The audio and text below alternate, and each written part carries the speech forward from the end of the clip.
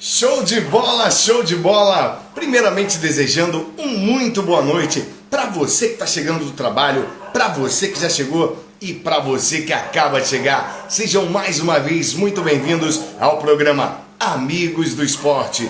Curiosidades, conhecimento dentro e fora das quadras, inspiração e valores do esporte para toda uma vida. E para você que ainda não me conhece ou não é o meu seguidor, eu me chamo Vinícius Justo, também conhecido como Vini, sou apresentador entertainment de shows, eventos e locutor esportivo.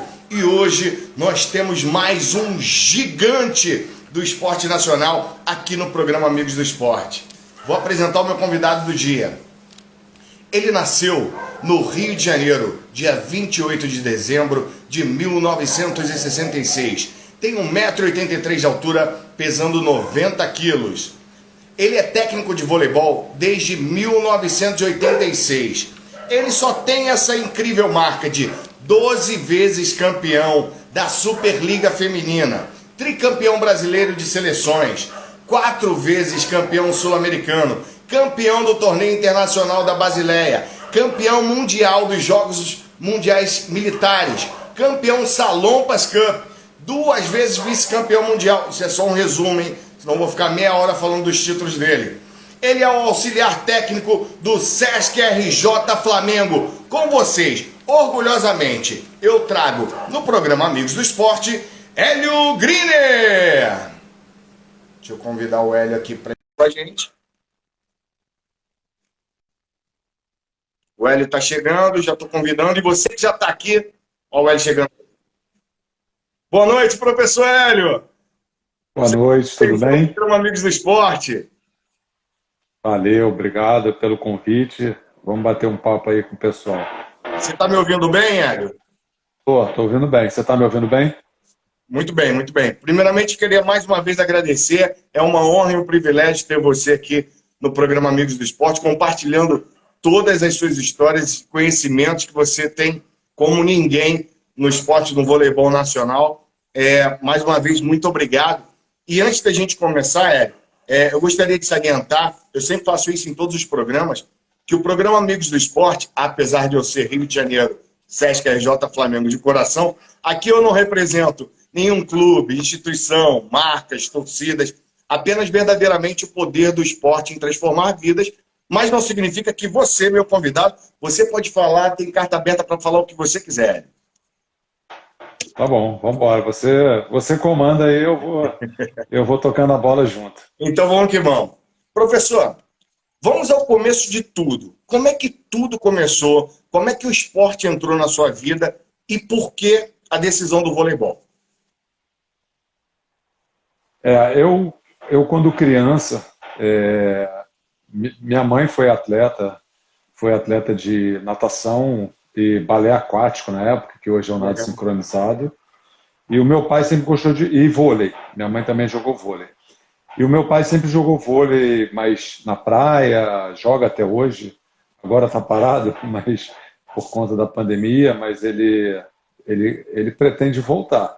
Ele está com 89 anos e ele pretende voltar. Ele continua brincando, né? Em casa, ele toca. Outro dia a gente viajou, eu brinquei um pouquinho com eles também, até para eles fazerem se movimentarem, né? Que é importante. Sim. E aí eles sempre adoraram vôlei, sempre acompanharam vôlei e todos os esportes antes da gente nascer.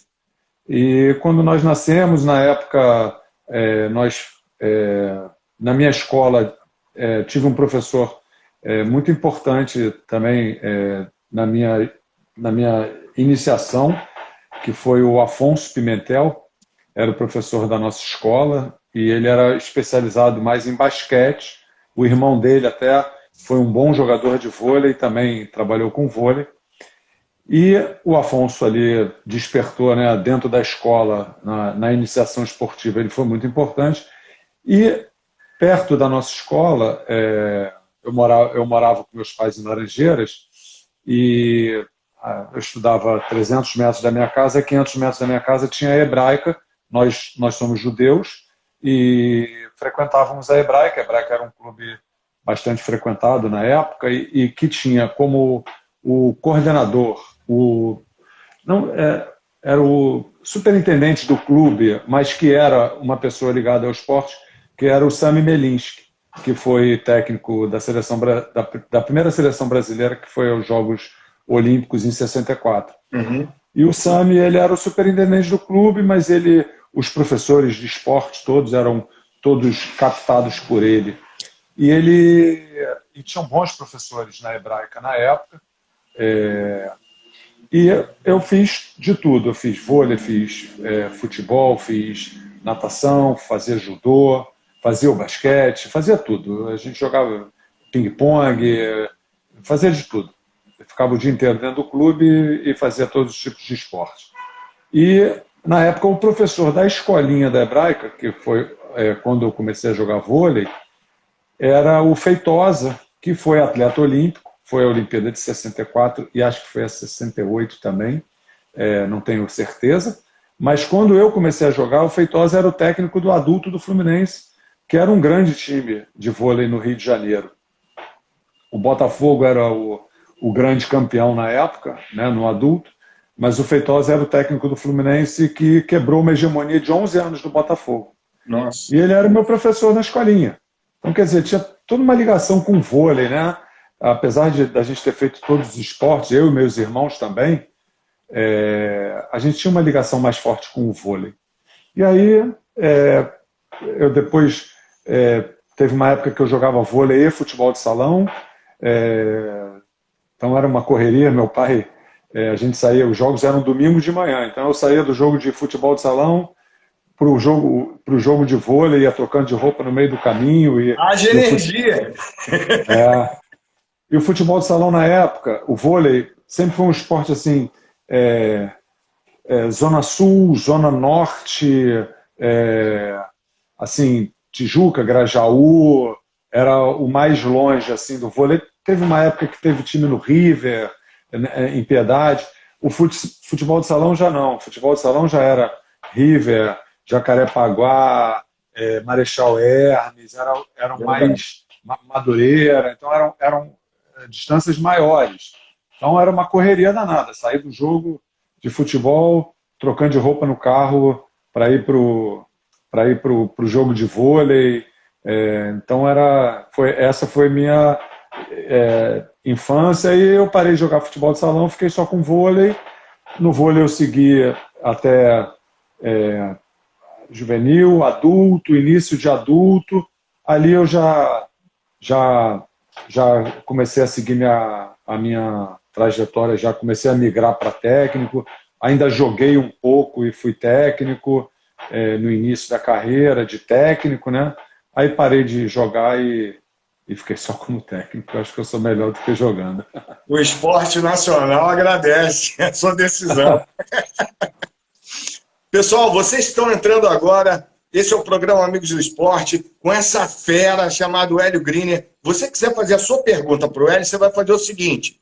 Aqui embaixo do Hélio tem um ponto de interrogação. Você vai clicar ali, escreve a sua pergunta, que assim que eu terminar o quadro de perguntas do programa, eu faço a sua pergunta para essa fera do esporte nacional. Beleza? E aproveita, do lado tem um aviãozinho chamado Direct.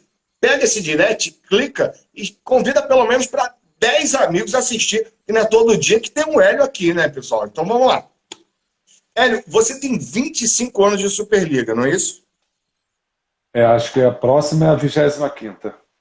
Quais as mudanças que você mais destaca no voleibol brasileiro da primeira Superliga que você participou até as do dia de hoje, dos dias de hoje?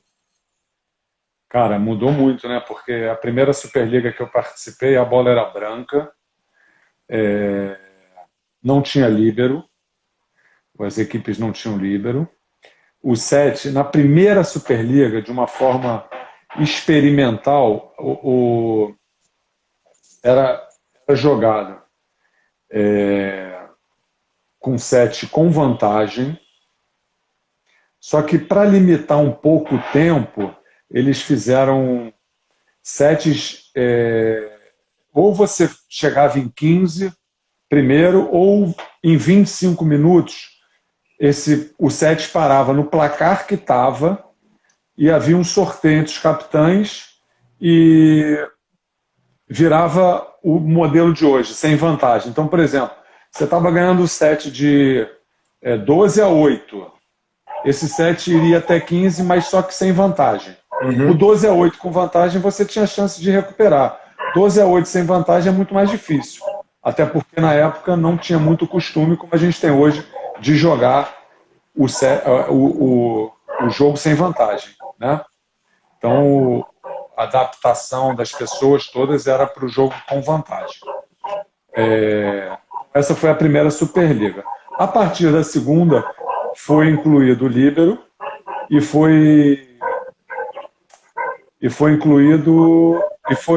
passou a ser 25 pontos, né?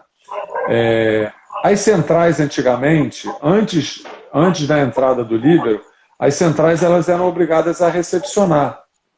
Então, eu vi aí que a Valesquinha estava aí não sei se ela ainda continua na live, ela entrou aqui.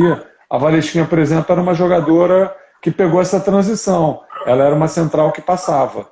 Ela participava do fundo e ela levou isso até recentemente. O time que ela jogava, se a ponteira tinha uma ponteira mais fraca de recepção, a Valesquinha ficava no fundo. Assim como a Valeuska, né? São jogadoras que na formação delas, elas participavam da recepção. Depois começou a entrar o líbero, elas participavam menos, mas são jogadoras que foram formadas para isso. Hoje as centrais, a maioria delas já pegou categoria de base, tirando essas longevas, né?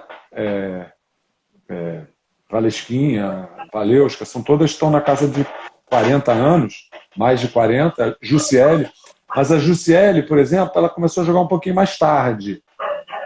A Jussiele é uma jogadora que a líbero deu essa vida a ela no voleibol, que é uma jogadora forte, muito forte fisicamente, Verdade. muito talentosa para jogar na rede, melhorou muito o fundo de quadra, mas ela teria que ser uma atacante de fundo, ela não teria talvez uma qualidade técnica para participar da recepção.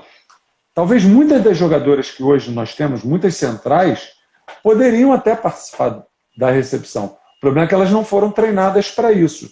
Então, tem jogadoras, tem centrais muito talentosas, mas que não participam da recepção porque não há necessidade, né? O modelo de jogo é o líbero entrar no lugar do central no fundo.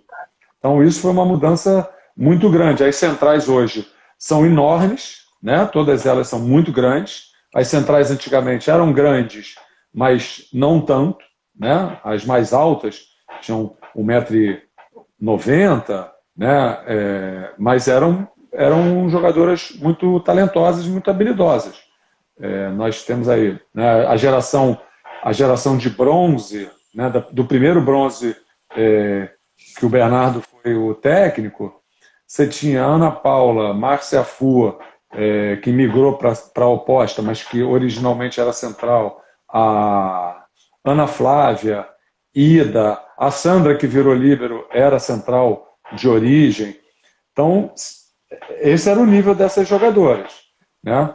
Aí você já tem a transição, que é a Valeuska, a Valesquinha, né? Aí você já pega algumas jogadoras, a Janina, que foi a medalhista de bronze em Sydney, a Karen Rodrigues, já eram jogadoras que vieram com a coisa aproveitaram essa questão do líbero. Talvez ali, se não tivesse líbero, talvez outras tivessem mais chance por terem a qualidade técnica. E aí depois depois de 2000 para cá, você vem aí com essas nossas duas grandes centrais que estão até hoje, que é Thaisa e Fabizona, que na verdade é Thaisa, Fabizona e Fabizinha, que fazia o papel delas no fundo, né? Quer dizer, foram realmente monstruosas, ainda são, né? Fabizona e Thaisa ainda jogam, Fabizinha que parou, mas são monstruosas são muito boas no fundo, evoluíram muito no fundo, mas essa posição do líbero deu essa condição delas. Então, acho que essa talvez tenha sido uma grande mudança que o voleibol teve desde a minha primeira Superliga para a Superliga. E aí tem velocidade, mas eu acho que, assim, se eu fosse colocar uma muito importante, essa transformação das centrais e a entrada da líbero, né? Perfeito, professor. Aproveitar que você comentou aqui, ela que também já participou aqui do programa, passou, não sei se ela ainda está, mandar um beijo enorme para a Fabizinha. Fabizinha é uma gigante. Como crescia no fundo de quadra. É um monstro. Ela mora, daqui onde eu estou sentado, eu vejo o apartamento dela. Pertinho? Do meu filho, ela mora aqui pertinho.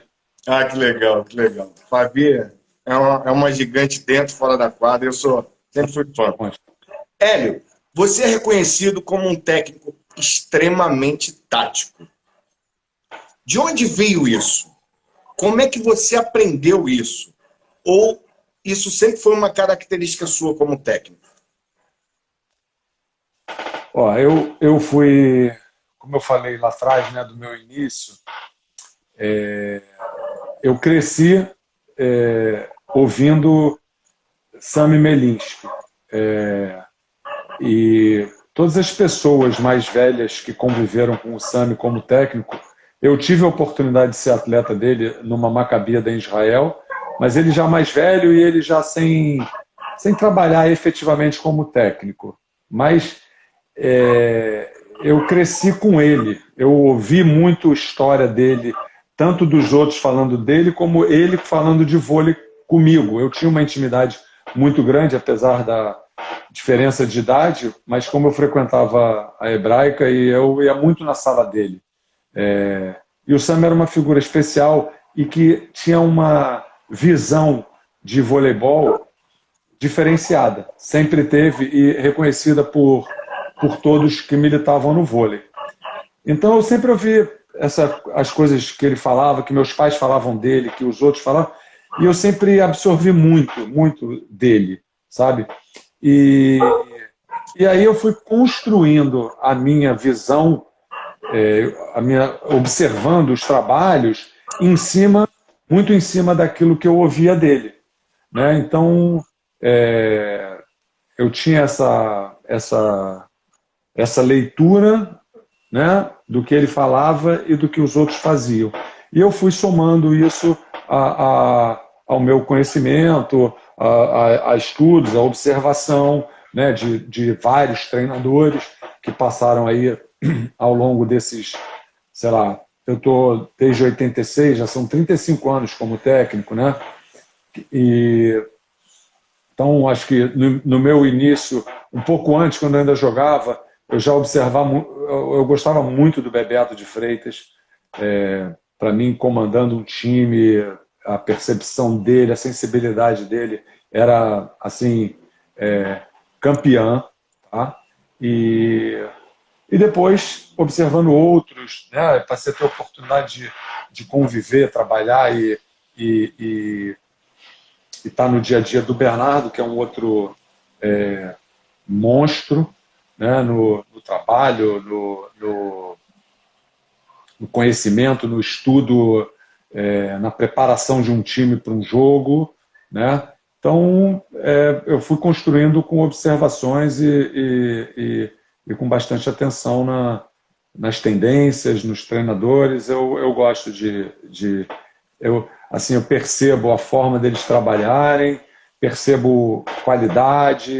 Eu acho que isso é muito importante para você ir construindo a tua própria forma, né, de trabalhar e de enxergar o jogo. Mas eu tenho algumas coisas que eu levo desde sempre, observações que eu vou fazendo e que eu vou buscando sempre a evolução nessa questão. Muito bom, professor. Vou lembrar mais uma vez, se você quiser fazer a sua pergunta para essa fera chamada Hélio Griner, você vai fazer o seguinte: aqui embaixo do Hélio tem um pontinho de interrogação, você clica ali, que já já, quando a gente terminar o quadro de perguntas do programa, eu leio a sua pergunta para ele. Eu acredito que eu já sei até qual vai ser a sua resposta pelo que você contou do início da sua trajetória. Além da sua paixão pelo voleibol, existe algum outro esporte que pulsa em suas veias? Todos. Mas eu, eu gosto muito de futebol, né? Como todos brasileiros gostam, mas eu gosto de basquete, eu vejo essa. Não tenho visto muito NBA, mas essa fase final eu tenho dado uma olhada. Eu gosto, né? Não é uma coisa assim, não dá para deixar de fazer outras coisas, mas se eu estou ali, se eu estou de bobeira, eu vejo. Talvez pela idade, sou um pouco mais exigente em jogos de futebol mesmo. Por exemplo, Eurocopa, eu hoje vi Alemanha e França. Pô, é brincadeira, é assim, um absurdo a qualidade, a organização que esses times apresentam, a lealdade, é um jogo sem paralisações, sem falta, um gramado bom, sabe? A coisa assim É outro nível. é outro nível, entendeu? Eu vejo muito campeonato inglês. Eu sou super fã do Guardiola. Acompanho o Guardiola desde a época que ele começou no Barcelona, lembro dele jogando, né? E vi muito campeonato alemão quando ele estava no Bayern. Vejo o Manchester City, eu vejo, sei lá, 70, 80% dos jogos do Manchester City na temporada eu vejo. Até conseguir enxergar uma falha, na minha opinião, na final da Champions. Não achei que ele entrou com o time certo. Por quê? Porque eu acompanho, então ele ele jogou a temporada inteira com um jogador numa função e na final ele tirou. Jogava ou com um ou com o outro, e na final ele jogou sem nenhum. Então, são coisas que você como técnico, você acaba observando, né, no trabalho, né, dos treinadores. Então, eu sou super fã dele, acho que incrível como ele mudou a forma do futebol alemão jogar, ele mudou a forma do futebol inglês jogar, entendeu? Então, é um cara que adoro. O Klopp também, acho, tem vários técnicos monstruosos que realmente fazem muito bem ao futebol, mas ele realmente é incrível, porque ele transformou duas escolas que eram uma de força total e a outra de bola alçada na área. E hoje em dia o jogo é todo no chão. E a gente fica vendo a gente aqui jogando futebol que se jogava lá na Inglaterra há 30 anos atrás, que era difícil de você parar para ver, porque era um jogo chato. Ficava botando bola na área, poucas jogadas. Acho que melhorou aqui no Brasil. Acho que a passagem do Jesus deu uma sacudida nos técnicos. sacudida no mercado, Mas eu acho que ele ainda é muito viciado, né? Um sistema assim muito viciado, mas acho que já melhorou um pouco, mas as pessoas não têm muita paciência, né? Então a gente continua vendo. Eu concordo com tudo que você disse, ainda mais com a qualidade técnica que nós temos dos nossos jogadores brasileiros, né? Basta organizar, né? Exatamente. Porque qualidade técnica existe, e muito. Professor, mesmo com essa vida profissional extremamente corrida que você possui, você tem algum hobby esportivo ou alguma outra atividade? Se sim, você pode contar pra gente? Cara, hoje em dia eu faço minhas atividades físicas depois que veio. Eu fazia academia, né? Depois que veio a pandemia, eu parei de academia, porque as academias fecharam, e eu descobri o esporte ao ar livre. Redescobri, né? Então eu pedalo, mas nada de em grupo, não. Vou sozinho, faço minha atividade. Hoje, por exemplo, quando eu fui para o treino, Eu moro aqui no Jardim Botânico, eu fui até o aeroporto Santos Dumont e depois voltei para Urca e dar uma hora lá de pedalada, então, e ando, tenho 2 vezes por semana tenho levado minha filha para fazer futevôlei na praia, tenho dado uma corrida com caminhada na praia, gosto de nadar também, não tenho nadado, mas é uma coisa que eu gosto, então tenho andado aqui na lagoa, então assim, eu tô mais para esse tipo de esporte, assim, não gostava de jogar futebol, mas tenho medo. Minha coluna hoje, não sei se aguentaria jogar. Tenho medo de machucar, até porque nós trabalhamos com o corpo, né? Então, você ficar impossibilitado é ruim, né? Verdade. Então, eu vou só no. Eu só faço minhas atividades mesmo, cuidado mesmo com o meu físico e sempre ativo, né?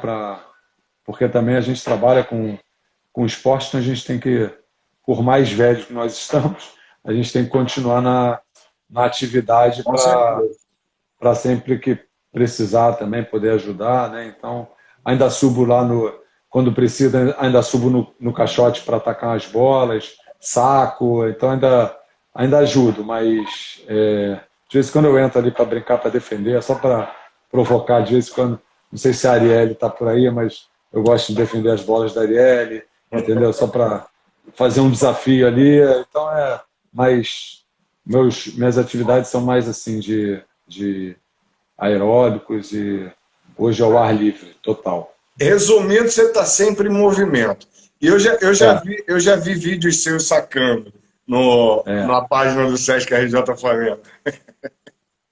Às vezes eu preciso subir. Aí esse ano a gente tem o Giovanni, que é um dos nossos assistentes. Ele operou o joelho, se machucou durante as férias.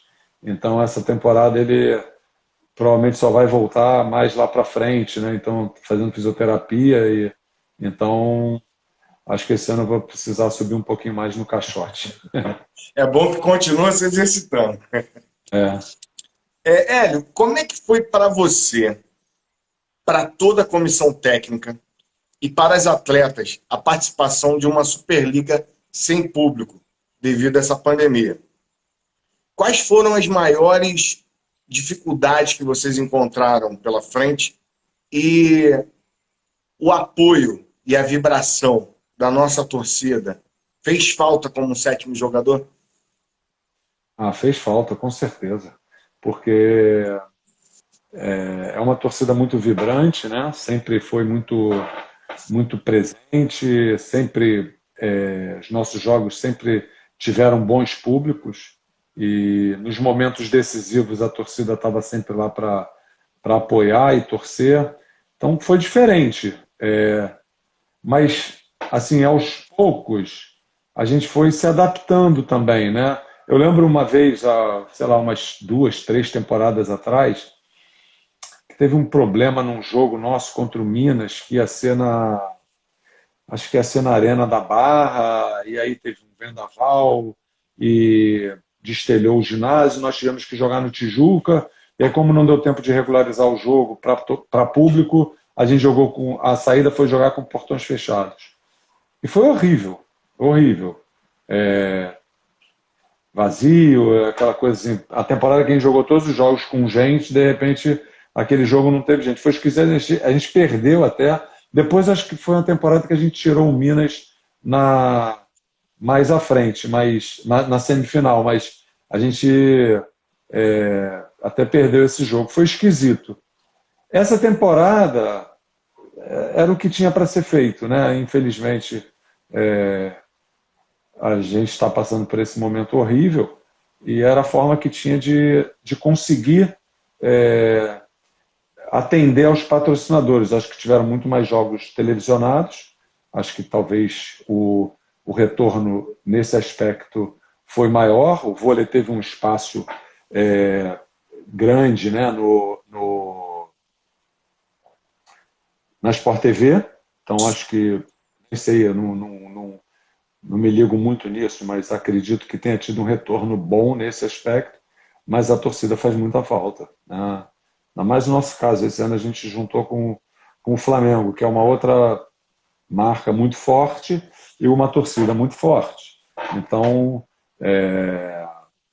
eu acho que seria diferente. Com certeza, acho que o Tijuca ia encher mais do que o normal, entendeu? Acho que ia ser uma outra vibe ali. Com certeza, vamos ver se a gente consegue para essa Superliga, né? Hoje eu estava vendo, minha filha estava vendo um jogo, estava trocando de canal. Acho que os jogos da Eurocopa, acho que cada país tem um limite, né, de público que eles podem colocar, né?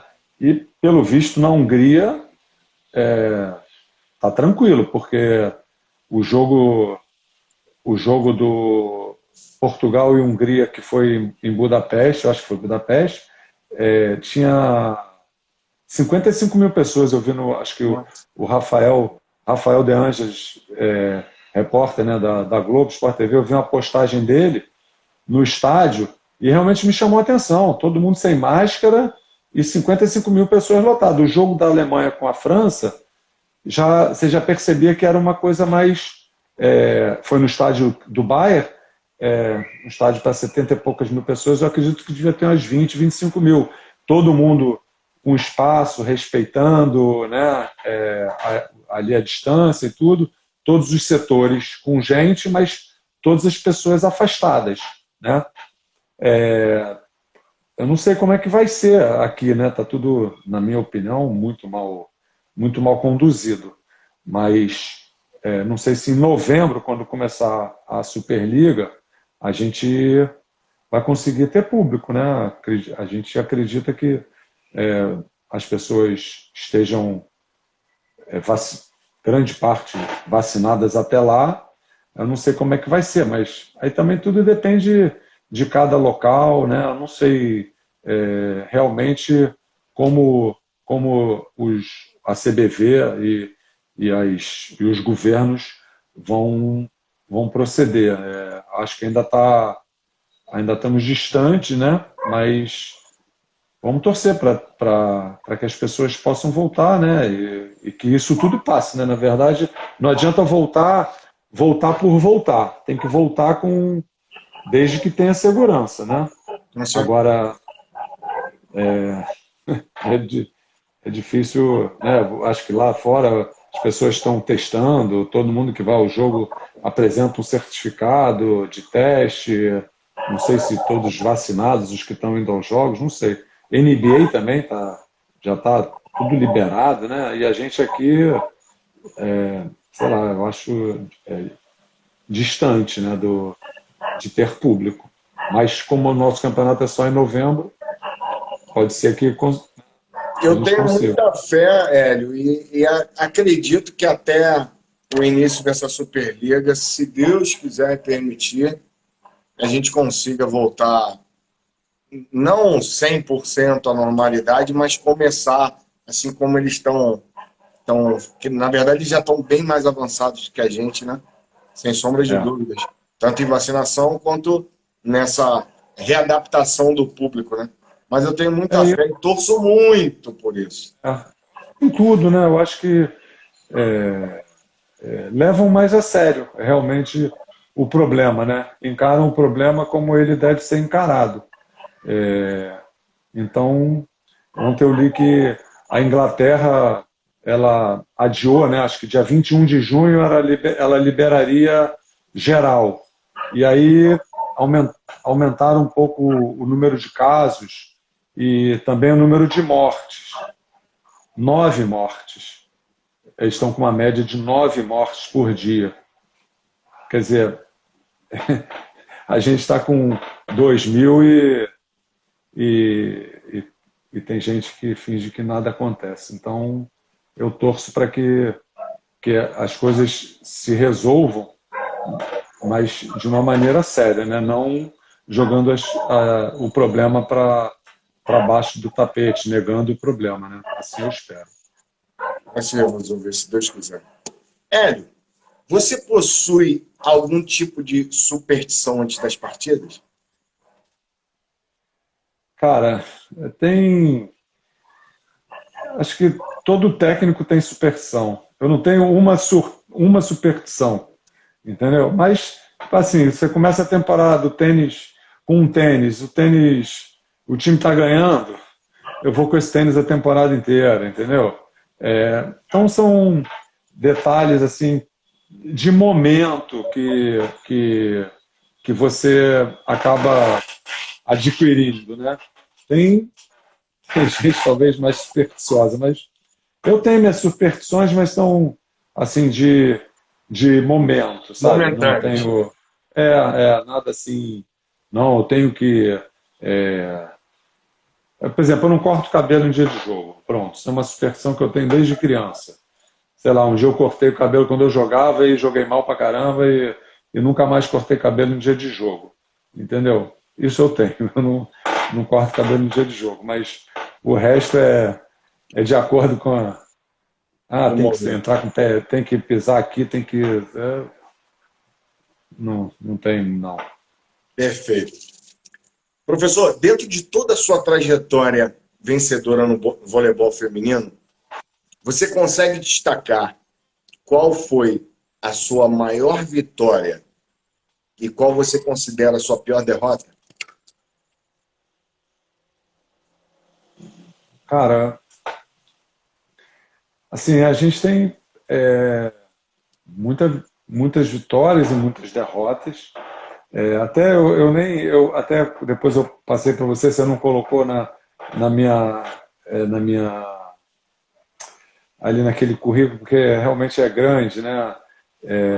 Muito tempo trabalhando e graças a Deus com muitos títulos, né? Então, por exemplo, eu não boto título carioca, não botei título carioca, Não pô, e tinha nem tal. como colocar tanta coisa. Mas uma conquista que foi muito importante, assim, que é pouco valorizada aqui no Brasil, foi uma Universiade que eu fui. Eu fui a 4 Universiades e a gente ganhou uma medalha de ouro em 2011, que foi uma competição uma competição de alto nível, que foi uma conquista muito bacana. Foi na China, a gente ganhou da China na final. Tem as conquistas de Superligas todas, cara, que foram. Cada uma tem a sua história, sabe? Eu tenho minhas conquistas, eu como técnico, de torneios importantes, de campeonatos brasileiros de categoria de base. É, eu lembro do primeiro campeonato, da primeira medalha de prata que eu ganhei no Campeonato Carioca, num torneio início em 88, entendeu? Então, eu tenho uma boa memória e eu Por sinal, valorizo. você tem uma fama de ter uma memória de elefante. Eu tenho uma boa memória e a gente. E assim, eu realmente eu lembro de muito jogo, muitas vitórias. Eu defini, essa foi mais, essa. Eu acho que tem títulos, assim, 12 títulos da Superliga. Tem um que foi mais, tem algum que foi mais marcante? Tem. Eu digo que o primeiro foi muito marcante, porque nós não éramos os favoritos e conseguimos uma vitória assim brilhante num ginásio lotado em Jundiaí, foi maravilhoso. Tem tem uma Superliga que a gente ganha em Niterói, que eu dirigi o quarto jogo, que o Bernardo foi suspenso. Eu dirigi o quarto jogo, estava 2-1 para o Osasco, e a gente ganhou esse jogo de 3-2.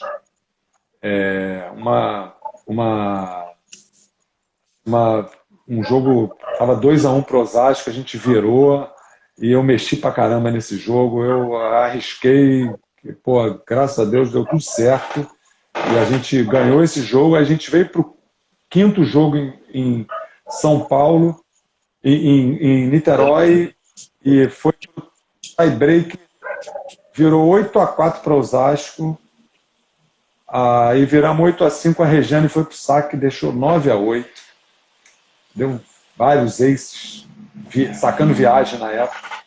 A Regiane é um monstro, sempre ali na reta final, ela sempre estava inteira. E a gente virou esse campeonato, ganhamos 15-12, 15-13, também foi espetacular essa vitória. Tem a grande virada no Ibirapuera em 2012, 2013, que o time de Osasco tinha sido campeão mundial naquela temporada, e era um timaço, era a base da seleção brasileira. Era Garay, Thaísa, Sheila, Fabiola, Adenísia, Jaqueline e Camila Bright. Timaço. E foi no ano que o Brasil tinha sido campeão olímpico, foi a temporada, né? 2012, 2013. Era a base da seleção, não tinha a Fabizinha ali. O nosso time era Valesquinha, Jussiele, Fofão, Sara Pavan, Natália e Gabriela, porque a Gabriela tinha entrado, a Gabriela tinha 18 anos, tinha entrado no lugar da Logan Tom, que tinha se machucado, e Fabizinha. E elas botaram, a gente jogando bem, Fofão com a panturrilha ferrada, ninguém sabia, e ficou 2 semanas sem treinar, e jogou. E um monstro também, Fofão é um monstro. E a gente virou 3-2, a gente jogou bem os 2 primeiros sets, mas o time delas era melhor. Se elas tivessem ganho de 3-0, a gente jogando bem, a gente ia ser duro para perder, mas com o tempo a gente ia entender que o outro time era muito melhor. E a gente virou e jogou pra caramba, a Natália arrebentou, né? Foi o ano que a Natália voltou a jogar, né? Depois da contusão, e foi realmente aquela final foi fantástica. Cara, tem mais alguma que eu não tô... Foram, assim, são 12, né? Então, essas 3 foram bem marcantes. Deixa eu ver se tem alguma... Acho que eu diria das nossas Superligas, talvez tenha uma aí que eu estou me esquecendo, mas essas 3 foram bem marcantes. E derrota, cara, esse ano a gente ficou fora da semifinal, foi duro pra caramba. Teve mais um outro ano que, né, desses 24 anos que nós disputamos a Superliga, nós ficamos fora de 2 semifinais, né? Então é realmente uma marca fantástica. E a gente ficou fora há uns 2 anos também para o Bauru, né? As 2 vezes a gente ficou fora para o Bauru. São derrotas que nos ensinam a dar a volta por cima e buscar resultados melhores, né? Com toda certeza. Com toda certeza. Hélio, eu gostaria de saber mais sobre um assunto importante e que você conhece bem: categorias de base. Historicamente, o nosso país investe muito pouco no esporte, na arte e na cultura. Isso todo mundo já sabe. Quais as iniciativas você, Hélio, acha que iniciativa pública, privada, clubes, instituições de ensino poderiam realizar em parceria para melhorar esse quadro atual? Cara, nós temos uma escolinha, né? Eu e o Tabacho somos sócios de uma escolinha, Escola de Vôlei Bernardinho, e nós já tivemos, hoje ela funciona, nós temos um projeto social que funciona lá no Shopping Nova América, em parceria com o pessoal do shopping, tá? E funciona dentro da creche, que o shopping é o banca esse projeto social. É uma creche que eles oferecem diversas atividades. Esse nós temos, é o único que nós temos hoje para essa área social. Nós já tivemos, além desse projeto, nós já tivemos 2 projetos no Alemão, na favela do Alemão, e um na Tavares Bastos, ali no Catete. Uhum. O da Tavares Bastos, vou exemplificar o da Tavares Bastos. Nós começamos lá com uma turminha e nunca tinham jogado vôlei na vida, né? É uma comunidade que fica ali no Catete, e o BOP, ele está localizado, o quartel-general do BOPE está localizado lá em cima. Então, é uma comunidade pacificada, que você, né, tem um acesso legal, tem uma quadra bacana pra caramba lá em cima, e a gente fez as quadrinhas lá em cima. E começamos a ensinar vôlei. Eles tinham um dia de aula lá em cima, e um dia eles desciam para ir até a Hebraica jogar. Que aí também para eles também entrarem, né, num clube, quadra, então ter a vivência ali dentro também, isso era bacana. E a quadra era maior também, a deles era um pouquinho menor, só cabiam 3 quadrinhas. Cara, em um ano, tinha uns 10 meninos jogando federação, já federados, entendeu? Então, é fazer projeto sério, com início, meio, e se possível não ter fim, né? O fim ser indicar essas crianças para clubes e para outras atividades. Né? Desses projetos, beleza, sai atleta, mas sai o aluno que virou, que se encantou com o esporte e foi fazer educação física e volta sendo professor da nossa própria escolinha. Entendeu? Então você tem um monte de exemplos que só vão trazer benefícios para o esporte e para a vida de todos os que podem participar disso. Né? Tem um exemplo, Favela da Chacrinha, foi feito um projeto de badminton. Tiveram vários projetos antes da Olimpíada, né? Fizeram um projeto de badminton lá. A seleção brasileira, vários jogadores que disputaram a Olimpíada aqui eram desse projeto iniciado 4, 5 anos antes. Eu lembro uma matéria que eu vi falando sobre isso. Não tenho conhecimento, mas foi uma matéria que eu vi. Atletismo é a base de tudo. Entendeu? Então, aí eu lembro que tinha um professor, Paulo, acho que se chamava Paulo, que ele fez uma campeã mundial júnior, que chamava-se Bárbara Leôncio. E ele tinha lá um projeto numa comunidade, aí fizeram uma pista, adaptaram, coisa. Então, quer dizer, na minha ótica, eu vejo esporte, tá? Eu penso em esporte, eu gosto de esporte, e eu acho que o esporte pode ajudar muito essa criançada. Então, fazer projeto sério. Entendeu? Se você fizer projeto sério, eu te dei alguns exemplos aqui de projetos sérios, e deve existir diversos outros. Tá? Existem. Né? Existem diversos outros. Não sei como funciona, porque eu não acompanho o dia a dia. Não vi resultados. Né? Não tenho essa noção dos resultados. Mas o que nós temos, a experiência que nós temos é que se você fizer bem feito, se você tiver um professor, se você tiver material, se você tiver o espaço físico, vai sair um monte de gente. Entendeu? Vai sair um monte de gente para se tornar atleta. Agora, tem que ter também clube. Né? Tem que ter. As entidades também estão muito enfraquecidas. Né? Você tem agora. O voleibol do Rio hoje ele está Flamengo, Fluminense, Tijuca. O Botafogo acabou de se desfiliar. Aí tem o time do RJ Vôlei no feminino, aí tem o Grajaú Tênis no feminino, aí você tem eventualmente um no masculino que entra um ano, o outro ano não tem, mas você tem pouco lugar também para absorver essas crianças. Né? A Federação de Vôlei do Rio agora mudou de mãos.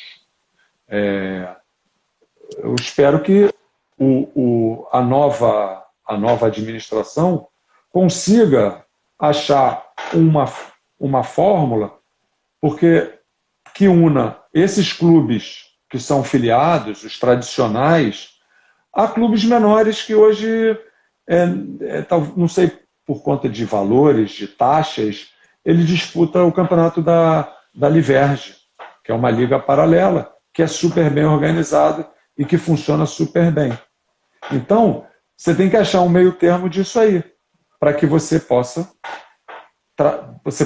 aumentar o número de clubes, mesmo que não sejam o Flamengo, o Fluminense, o Tijuca, eles estão muito mais bem estruturados, né? Porque eles não pararam, então eles estão se desenvolvendo, eles estão crescendo. As estruturas menores que consigam, pelo menos, porque é muito importante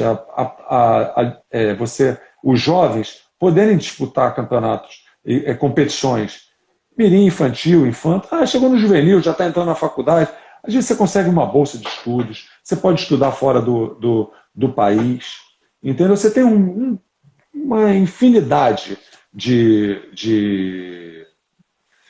oportunidades que vão se abrir, entendeu? Eu conheço, antes de virar técnico, eu sou judeu, então eu fui a Israel jogar 2 vezes, entendeu?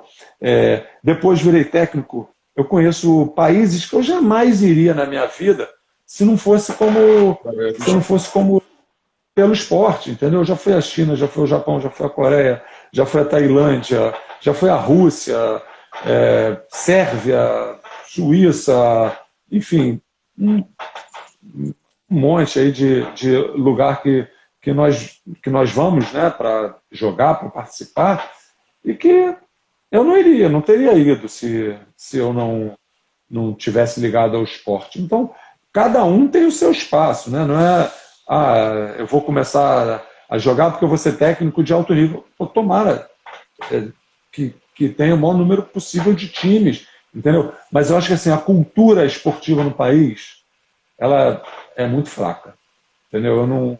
Eu acho que tem que ter um investimento muito grande nessa formação nas escolas, sabe?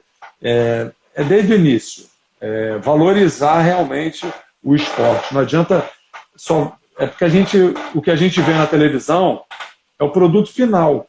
Sim. Mas se você for conversar com cada um desses atletas que hoje estão nas seleções, de todos os esportes, você vai ver histórias...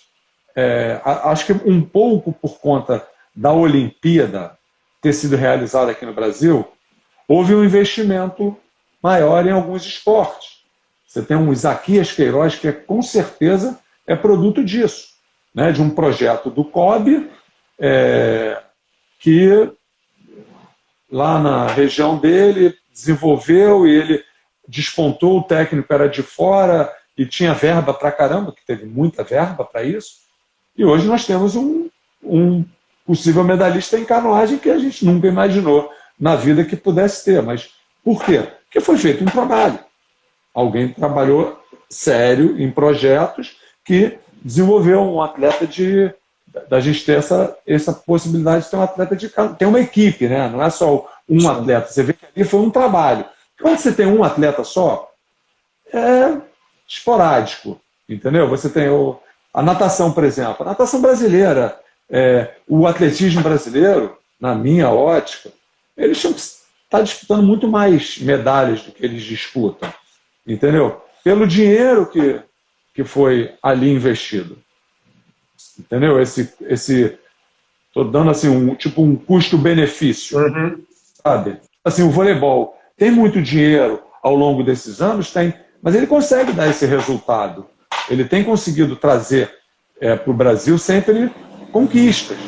E é o que faz ele se manter, porque o esporte brasileiro, Bebeto de Freitas falava isso, tem o esporte do Brasil e o esporte no Brasil.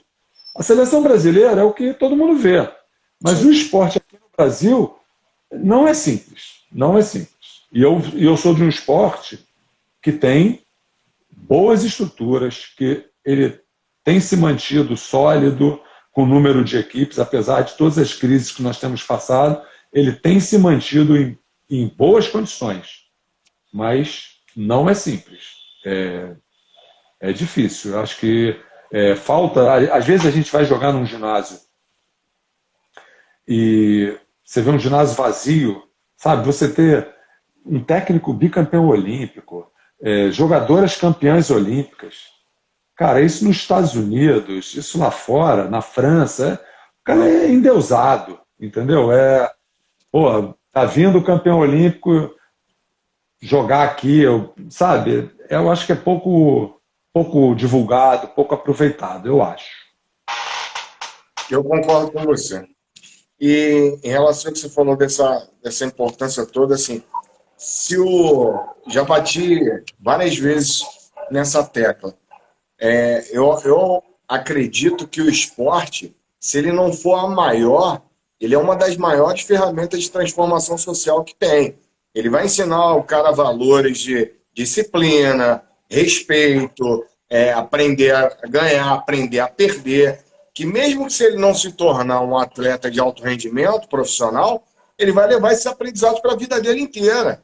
Então, é por isso que eu também bato muito nessa tecla de fomentar o esporte, de valorizar o esporte, a cultura, a arte. São três pilares muito importantes que, infelizmente, o nosso país, você até citou aí, se for lá fora, um campeão olímpico, um artista, um cantor, ele é visto de uma forma. Aqui, ele é visto de outra totalmente diferente. Vamos lá. 3 em 1, professor. E já estou abrindo aí a pergunta do público, senão eu vou ficar com você aqui até meia-noite, você tem compromisso. Um sonho, uma realização e uma frustração.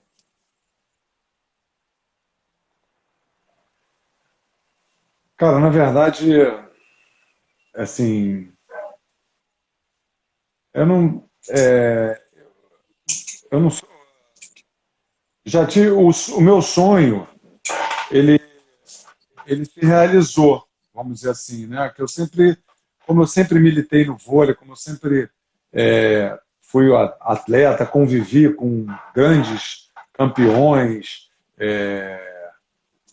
então fui um jogador nível carioca, mas me tornei um treinador nível nacional. Então acho que isso foi um sonho que eu realizei, né?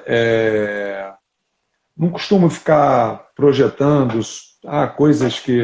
Não, acho que eu sou bem resolvido com as minhas conquistas, com os meus... né, com o desenvolvimento da minha história dentro do voleibol. Então, um sonho assim, um sonho pessoal, né? Talvez um sonho, não diria de... para mim, um sonho é que, assim, que o nosso país evolua como um todo, né? Talvez eu penso muito nessa área do esporte, mas eu gostaria que evoluísse. Acho que se evoluísse, se chegasse a evoluir no esporte, é porque tudo ia ter melhorado e a nossa cabeça ia ter melhorado, entende? Então eu acho que esse é um sonho, ter um país melhor para os meus filhos, para quem vem atrás. Eu acho que a gente teve essa sensação que esse sonho ia se realizar há alguns anos atrás e, sei lá, eu acho que o olho grande fez com que a gente perdesse isso dos nossos governantes. Então, eu espero que a gente consiga entrar no trilho de novo. Sei que não está simples, porque está tudo muito polarizado, mas um sonho que eu tenho é ver o nosso trem entrar no trilho de volta. Uma realização e uma frustração. Cara,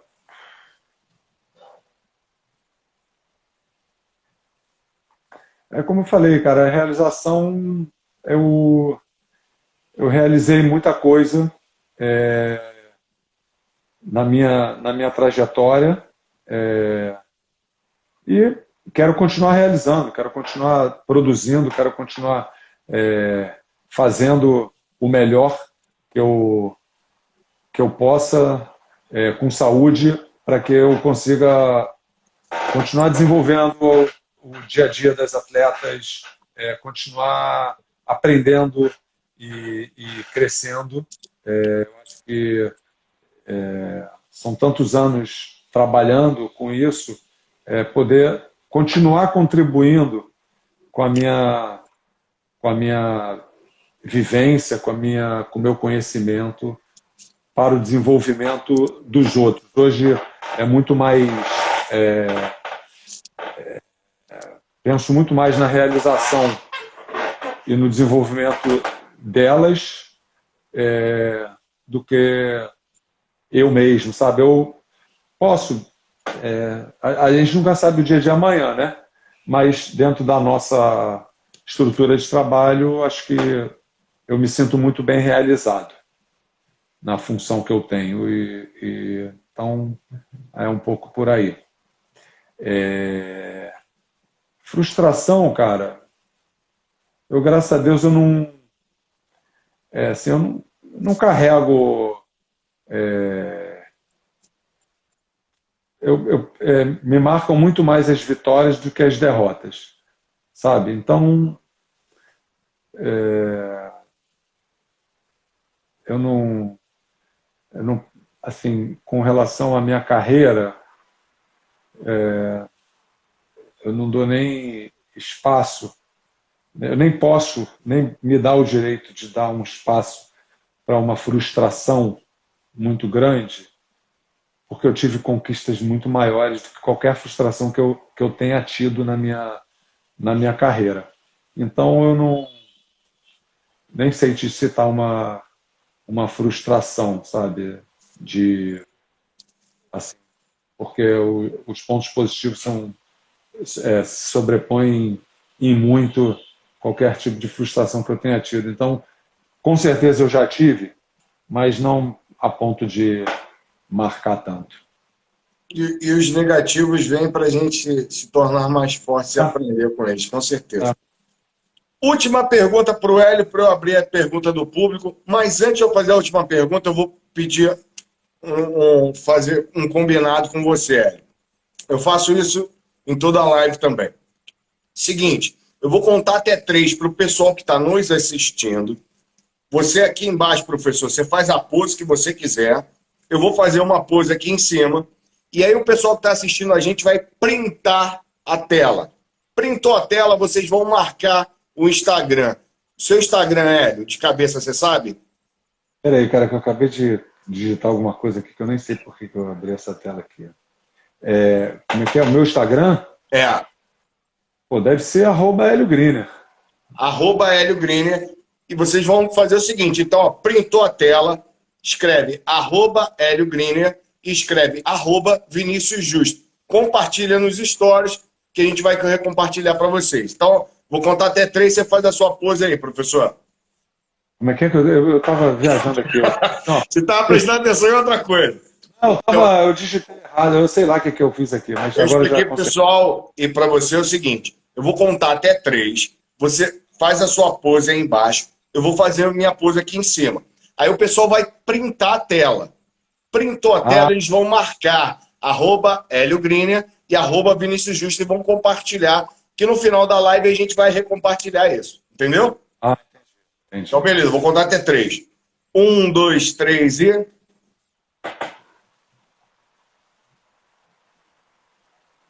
Já deu. Última pergunta, professor. Aí eu abro para o público e a gente faz as suas considerações. Hélio, você tem 25 anos trabalhando ao lado de um dos maiores técnicos do mundo, que é o Bernardinho. Nesse tempo todo, você poderia destacar o que você aprendeu com ele? Porra, cara. Ele é um monstro. É um cara, assim,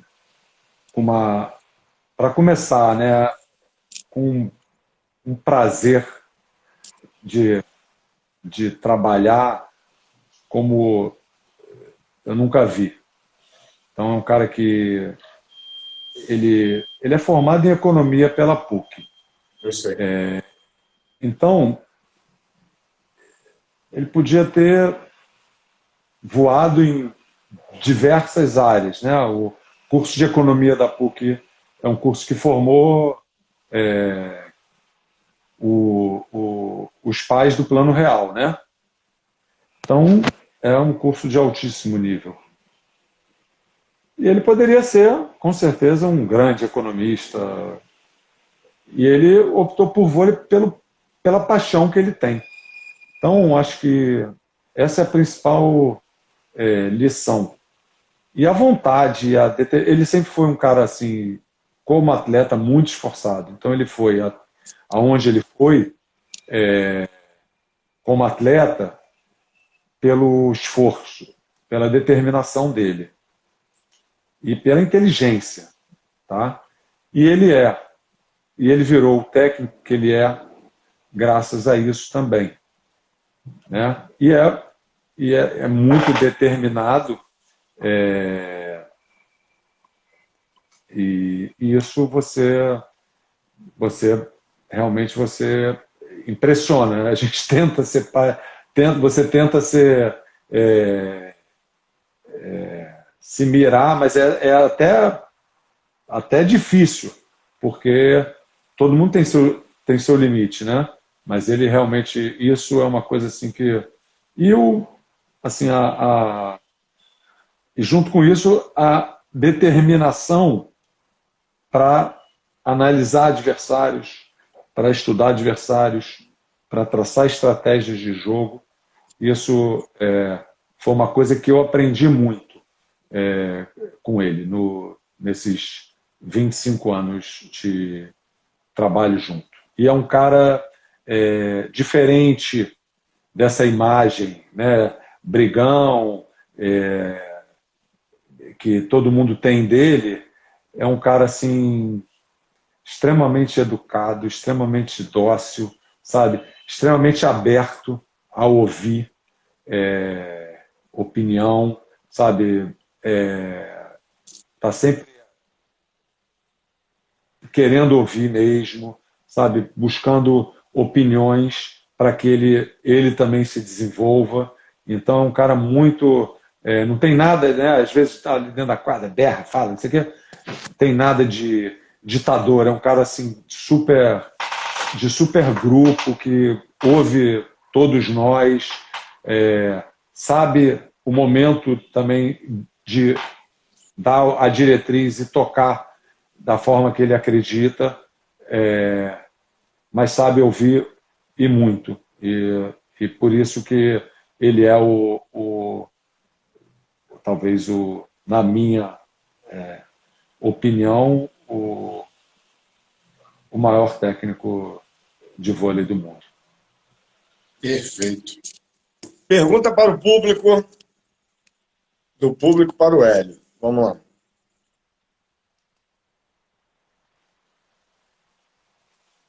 A Ludovôlei pergunta: como você consegue ter uma memória, olha, a sua forma de memória vai longe, Hélio, tão efetiva, saber localizações de todas as jogadoras de seu time e do time oposto no exato momento? Sami Melinski. Sei lá, me lembro do meu pai falando: o Sami olha as duas quadras ao mesmo tempo. E eu sempre tive essa vontade dessa observação. E eu desenvolvi com o tempo, vivi minha vida inteira dentro da quadra, e realmente eu presto atenção, eu conheço essa parte da regra, eu infernizo a vida dos árbitros mesmo, então eu tenho sempre tive essa preocupação quando eu jogava, qual era a posição que eu podia ficar, aonde eu podia estar, e eu sempre passei isso, busquei passar isso para as atletas também, então é uma coisa que sempre me cativou muito, e eu realmente sei onde cada uma está, e se tiver errado eu vou chamar a atenção do árbitro, e até tivemos um jogo lá contra contra o Bauru, que a gente ganhou o último ponto do jogo, até recebi uma punição do tribunal, porque eu levantei, não podia ter levantado, enfim, mas a gente ganhou o jogo, e elas estavam erradas mesmo, né? A Polina estava totalmente fora de posição com a Dani comeu mosca, e porque normalmente o levantador é que orienta, né? E o oposto, às vezes, ela se perde mesmo. E aí ou o técnico ou o levantador vai orientando. E ali a Dani deu mole e a gente acabou fechando aquele jogo. Eu sei que jogo foi esse, eu assisti. Pergunta respondida. Próxima pergunta para o professor Hélio. A Tati Deane pergunta. Aqui é o Rafa. Pai, quantas vezes você foi campeão com a Fabi no time? A pergunta, na verdade, é o meu filho que entrou no Instagram da minha mulher. Entendi. Com a Fabi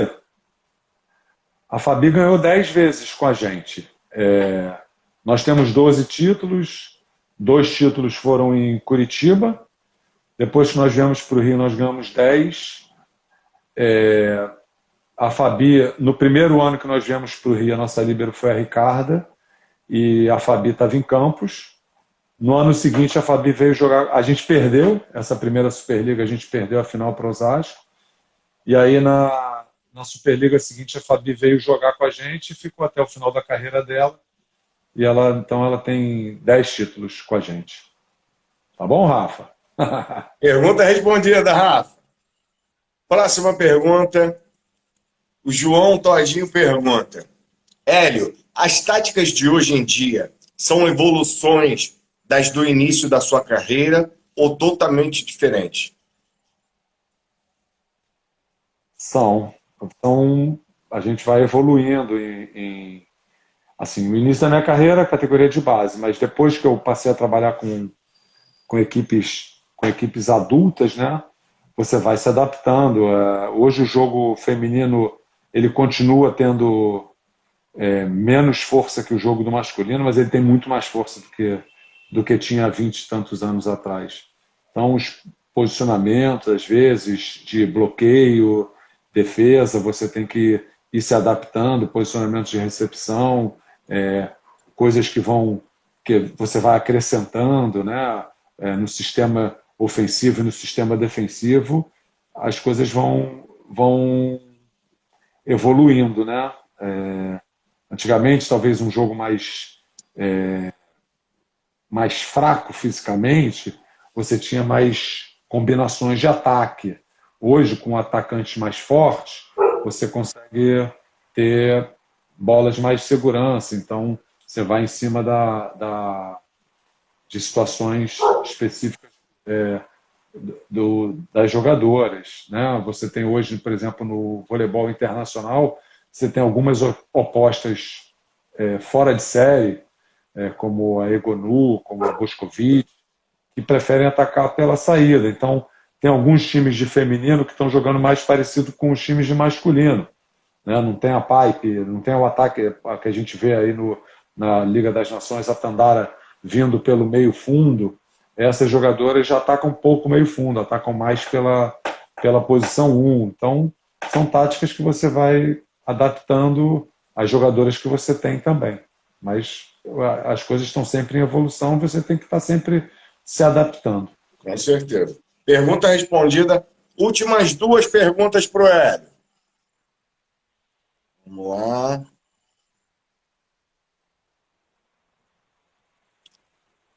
O Thiago Kleber quer transformar aqui o Amigos do Esporte num furo de reportagem, mas vamos lá. Thiago Kleber pergunta: o Sesc Flamengo vai trazer alguma gringa? Pode ser. O mercado não é simples, mas a gente ainda está aberto às possibilidades.